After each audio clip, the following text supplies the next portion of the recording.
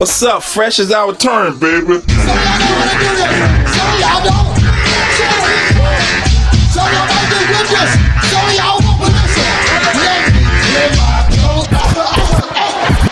America's most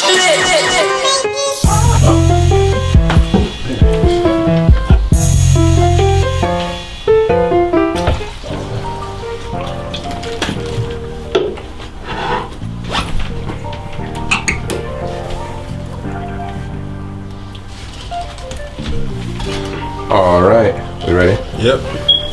Cool, let's do this shit. You ready?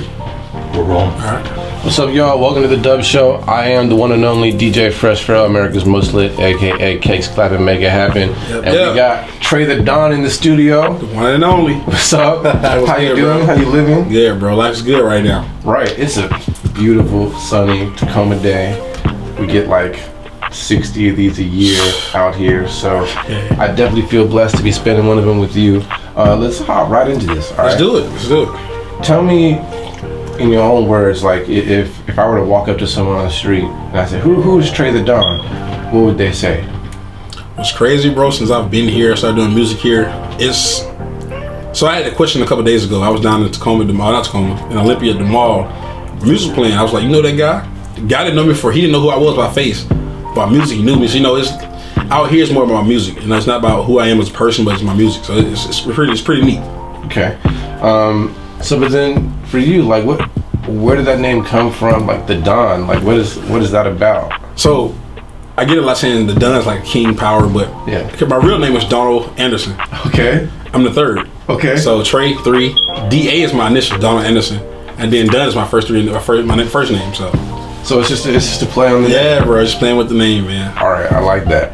Where are you from? I'm originally from Sawyerville, Alabama, small town down south, real country and shit. Okay. You know what I mean? So I joined the military, came out to Virginia for like 4 or 5 years, and up here, man, I found my love, passion, and music for here. Okay. You know? So Tre Da Don was born here. He was born here, yeah, most definitely. All right, that's what's up. Yeah. So you can still say, you know, I'm from Seattle. Tacoma, you know, I do it. all right, cool. And then I guess that answers that question. You got to Seattle because of the military. Well, what was that experience like? Did that have anything to do with you wanting to get into music? Does that play into your music? No, so music for me really started. I was 7th grade, you know what I mean, going to middle school, high school area, and I was in a band. But I've enjoyed music from R&B to country, jazz, hip hop. I've been a big music fiend forever. And once I got here, though, I had actual time to sit down and write and talk to myself. You know what I mean, just put stuff out. I went through a lot of things in life, and they gave me a chance to express that stuff and get it off my chest. So it was just tried it out, and I fell in love with it, man. So how long have you been in Seattle? How long have you been making music in here, Seattle? So legit making music about 2 years now, man. A little bit under 2 years, yeah. Really? Yeah, man. Yeah, and I say just being here, having that time away from everything, just being able to focus on music, it's brought me a great deal of, hope. I wouldn't have guessed that. I want to talk about some of your songs real quick, all right? Let's talk about Lights Off first. Okay. I really like that record. That's one of my favorite records, if I'm really, really honest. There's a lot of, artists out here, and I have the pleasure of meeting all of them, right? But honestly, it's hard to really engage or really get to know people. So what makes me want to do that with a particular artist is when I hear a song that I feel like, man, it has that next level potential, and then I meet the artist and I feel like maybe that matches. I'm like, okay, this is someone we're spending more time with, getting to know more, because at the end of the day, this is business too. It's not just we can be friends, but it's got to be business too. Money come first. But hey, you gotta pay to eat, right? Yeah. Everywhere. Yeah. Okay. So Lights Off is one of those records to me, and you've only been making music for 2 years. It takes people a long time to try to create a record like that. What was the process like? So with that song, what's crazy was it wasn't an original song we mapped out. I was in the studio one day, called my guy. First of all, shout out to Kodak the Great. That's my guy. Appreciate you coming out.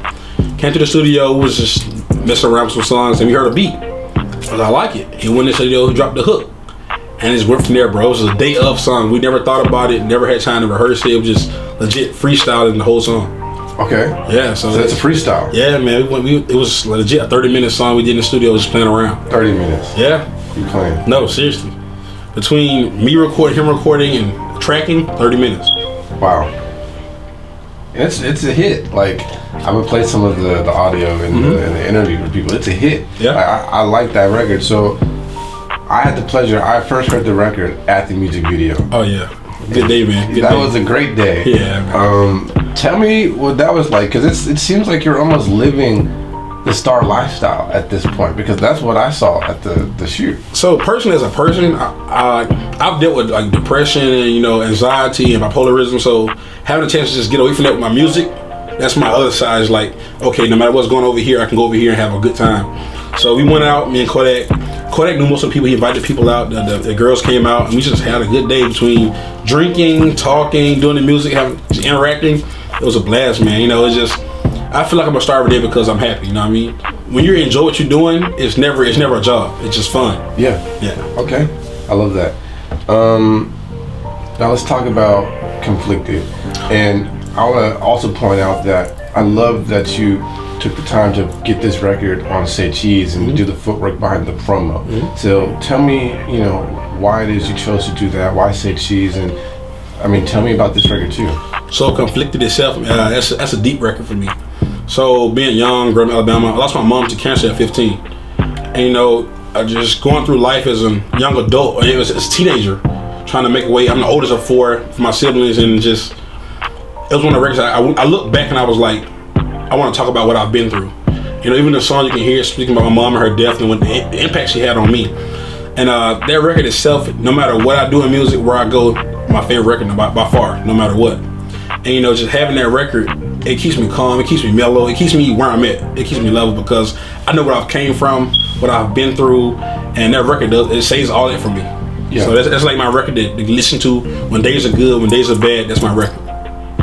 Yeah. That in hearing that record too, and a few other ones that you've done, I think it was one of the other things that really stood out to me about you is that you're a really good storyteller in your music, right? It makes you a complete, well-rounded artist, and shout out to you for being able to really express all of that.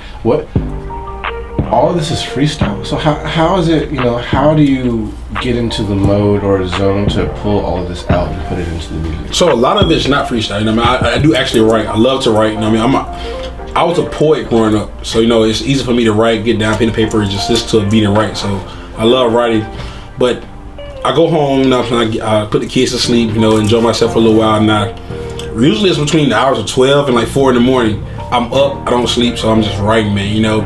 I hear a beat and I just write to it. And with that song, I actually wrote like both of the verses first, 2 different notes in my iPhone. And it was like, dang, that's tough. Because pain, I've been through it. The struggle, I've been through it. Just seeing and living that life of things everybody don't see every day. I want to tell that story. So me telling a story means a lot, because you can paint a picture of who you are. People don't even know you. Like if you didn't know me, you hear my music, you can see who I was before you see me. Right. Yeah. Right. And so I was gonna ask you, what do you do for fun? But between, you said you have kids. Between writing the music, you work and you're providing for all of that. Do you have time for fun? Like, what is your life like on a day-to-day basis? Honestly, man, just spending time with my family. That's like, and then my music, it's fun for me. Just even working, like doing interviews, doing video shoots, music, going out with the wife and the kids, man. It's fun for me. I take the pleasure in small things. So I've been without, I've struggled, I've been through certain things in my life. So I take like the small joys and those are wins for me. We've been able to go out with my family and have a good time. Go to the park, go to the zoo. That's a great time for me. A lot of people, I love that. A lot of artists, have family, have responsibilities, and they say they feel limited. They can't invest or do certain things for their music career. Would you say that, having a music career on the side is something that has been beneficial for you? Has it been profitable? What is it like, pushing a music career and having kids and a family too? It's difficult. First off, it's a balance. You have to create a balance. Because the music career, music itself, the industry, it will consume you. As a person, it's just only so much you can do as one person. Mm-hmm. But when you're dropping albums, dropping songs, doing videos, interviews, podcasts, it's constant, just in motion all the time. So you have to learn how to set aside that time for your family, time for yourself. So it's difficult, of course. But once you get a rhythm of it's love, man. Okay, so it's just about doing it long enough for it to get used to it. Yep. Okay, I like that. I like that you don't. It doesn't sound like you let excuses be a part of your life or your vocabulary or anything like that. You just manifest what you want. Okay. Let's talk about the world real quick. All right. Actually, no, I'll ask you one question about the album first. What was your inspiration? Is there a theme to this album? And then what was the inspiration behind that? So this is actually the second Independence Day, you know what I mean? So, but for me, it's just not about July 4th. Like, as a black man in America, like, speaking of times now, it's hard, you know what I mean? Just, I've dealt with social injustice, racial injustice, police brutality on a different level. I'm from the South, I'm from Alabama, deep in the South. So it's still a lot of racism there. So, me being a black man, I use my platform as an artist and a rapper to show people that it can get better, you know what I mean? So with me, it's tough. It's tough, of course, because as I said, I'm a black man. But you have to learn how to navigate and show people that it's okay, it's going to get better. There's a way to make it better. So, that's my thing. Independence Day, it shows about being a black man, being successful, knowing how to make it out, knowing how to treat yourself as equal to everybody else. Because in reality, it really is tough. Yeah. Mm-hmm. I mean, it's dope that you have an album that kind of, it's for the times. Mm-hmm. It speaks to exactly what's going on right now. I was going to ask you how you felt about the times, and specifically since we're here in Seattle, how you felt about Chaz and the occupation there. And I mean, are you for it? Are you against it? Like, what no, are your I'm all thoughts for about it. Yes, I'm all for it. So actually, I've been more down in the Olympia area, not towards the Capitol. I've been protesting. I've been leading protests, and I don't do it. People say you do it for the cloud, but for me, it doesn't matter. You know what I mean? Because here in Washington, the black man is a minority. Mm-hmm. You see it, you know what I mean? So especially down in Olympia, it's like 7-1 of other races, black men and black women. So just having a chance to be out there and leading protests and standing for what's right, it gives me a sense of, like, not pleasure, but a sense of I have to do this. You know what I mean? So I've been the Chaz. I'm all for it. You know what I mean? We can show that they want us to act illiterate. They want us to act ignorant. You know what I mean? But us showing that we can have a community and a society where we don't need the outside interactions and we can survive. As the potential is limitless. Okay. So then, what would you say the next steps are? We're protesting. Mm-hmm. What's next? Or how do we get the results? You have to keep going. Because right now, as you can see, even over the country, over the world, it's making a change. It's small changes, but they make a difference. So for first and foremost, we have to keep going. Because a lot of times you protest for 3-4 months, 2 or 3 weeks, and it stops. As long as we keep going, we apply pressure, and it's going to make a difference in the world. Because even now, I see, like, even in Olympia, police there, they kind of stand off as like, okay, that's a black guy, I'm not going to bother him. Or are you having a protest? I'm going to stand back, because they don't want that spotlight of nationality on them. Okay. Yeah. That's a good thing. Well, what do you say about the cops who are quitting now, though? You've seen that in, like, Atlanta and New York? They're cowards, man. That's cowards. You know what I mean? Like I said, I've seen it my own 2 hours, police brutality, and you can stand for that. I can't stand with you. Like, personally, being in the military, like, there's certain things I do agree on, saying the police force and stuff, but at the same time, if you can't stand beside me when I'm right and I've been mistreated, you're not my brother. And it's like, I've never met a lot of guys, but I consider you my brother because we're all human. But once you stand for something that's totally, it's horrible towards humanity, I can't stand for it. Okay. Word. Let's switch back to the music really fast.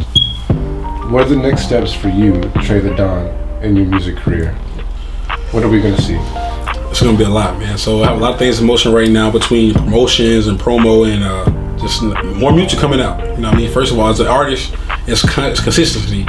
And more music, more videos, more albums, EPs, mixtapes. That's what I'm on. So my fans, just be ready. You know, it's coming. Okay. What would you say is the one character trait that you have that is going to allow you to be successful in the music world? For me, diversity.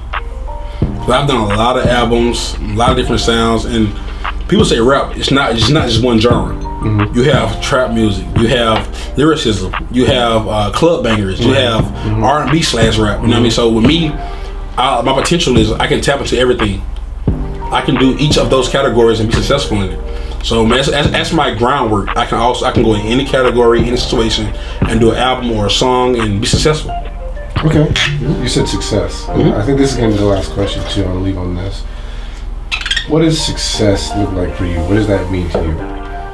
Be honest, man, I want to be a legend. I want 3 generations from now, my kids to be able to say, that's Tre Da Don. He was like, right now, Tupac. I've never seen him. He died before I was born, but I know who he is. I want the same kind of success. Well, that's Tre Da Don. You know what I mean? That guy was a great. He's a legend. That's what I want. Okay, respect. Drink to that. Tre Da Don, thank you for coming on the Dub Show. Everybody go follow him right now on all social media platforms. They're gonna pop up on the screen, but which the one they should follow you on first? Instagram, official.TreDaDon. You know, we do this. OFFICIL.TreDaDon. We do this. Boom. All right, Tre Da Don, you saw him here first. Go check him out on YouTube. Check him out on Instagram. Go stream Lights Off. Go stream Conflicted. DJ Phresh, Pharaoh, The Dub Show. We're out.